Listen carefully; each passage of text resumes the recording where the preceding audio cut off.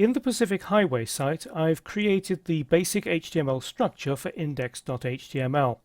It's time to replace all this placeholder text with some real content, and you can find the content in the folder for this lesson in the basic page layout folder of the course assets.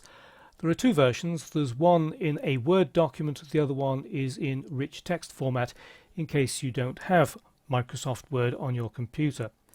In this lesson, I'm also going to show you how to create some basic styles and attach an external JavaScript file to ensure that Internet Explorer 8 and earlier apply the styles correctly to the HTML5 structural elements. So let's get to work. I've opened highway.docx. Let's bring that in, and I'm going to select the main heading here, copy it to my clipboard, and then go back to Dreamweaver, select the placeholder text in the header, and then Control-Shift-V on Windows, Command-Shift-V on a Mac for Paste Special. In the Paste Special dialog box, make sure that the third radio bullet is selected. Click OK, and that's brought in the heading and formatted it correctly as a level 1 heading. If you're using the rich text format, you'll have to put your cursor somewhere inside the heading and then use the format menu in the property inspector to convert it to heading 1, because it will be brought in as a paragraph. So back to Word, and this time select these bullet points, copy them, back to Dreamweaver, select the placeholder text for main nav, Paste Special, click OK, and it's brought it in as an unordered list. Again, on rich text format, you'll have to select all the paragraphs and then use the unordered list icon in the property inspector to convert it. I won't go through all the other elements because the process is exactly the same: copy and paste special. What I want to do now is to add an external style sheet. So I'm just going to close the Files panel, and the CSS Designer panel, click the plus button in the Sources pane and select Create New CSS File. Browse, make sure that I'm in the site root, and then what we need to do is to create a new folder called Styles. Open the folder, and then in there create a file called highway.css. Save, and then OK. Now this web page uses HTML5 structural elements, which not all browsers yet understand. So what we need to do is to create a style rule that will tell older browsers to make the HTML5 structural elements display as a block. And rather than doing that in the CSS Designer panel, it's easier to go directly into the style sheet. So click highway.css in the Related Files toolbar, and that opens the style sheet.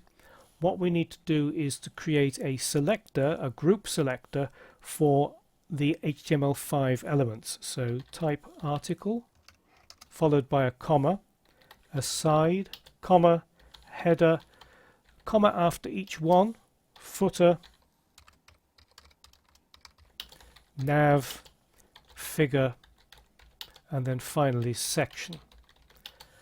And after that, an opening curly brace, and press enter or return.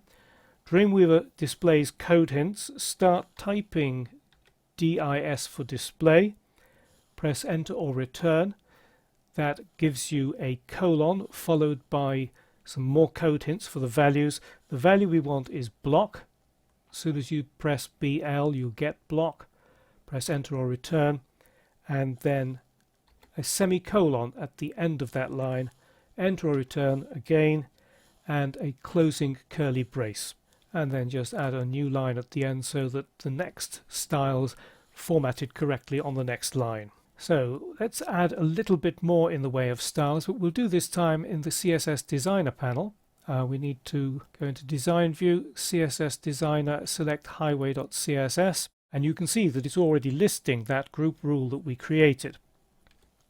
Click the plus button and create a style rule for body. Then go to the text section by clicking the T icon there, and we're going to make the color #202020, and the font family, we'll select Gill Sans MT, that font stack there.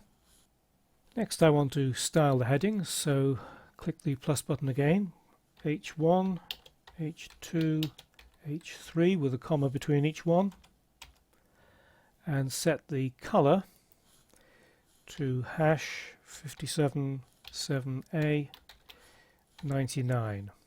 And I'm going to change the font family, but I'm going to use an Edge web font, so to avoid a flash of unstyled text, create a new selector, and that will be .wf-active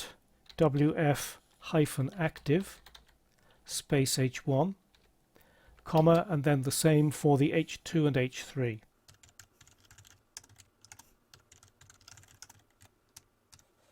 And we can select the font family, and it'll be Source Sans Pro, which is an Edge web font. The font weight automatically switches to 200. We want to change that to 600, which is semi-bold. Now for the main heading, new selector, just simply H1, and we'll set the font size to pixels, 48 pixels, and text align to center. To style the first word of the heading separately, select it, right click, wrap tag, and then select span. And then we need to create a style rule for the span, so select highway.css.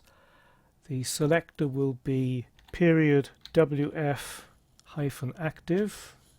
space h1 space span. And then in the text section we need to change the font family to Caution Script, which is an Edge web font, which is why I've used the wf-active class. Now the final thing to do is to attach a special script to the page so that Internet Explorer 8 and earlier interpret the styles correctly on the HTML5 elements. So click Source Code, and then just before the closing head tag on line 10, click so that your insertion point is there. Then the Insert menu, select Script, and then go to the Scripts folder and select HTML5 shiv.js. This attaches that JavaScript file that persuades Internet Explorer 8 and earlier to recognize HTML5 elements and to style them correctly. And we need to clean up this Edge font script by going to Commands and clean up Web Fonts script tag. And that has removed the 200 font weight for Source Sans Pro. Doing so just makes our web page that more efficient. So once you've copied and pasted the text in place of these placeholders, you're ready to go.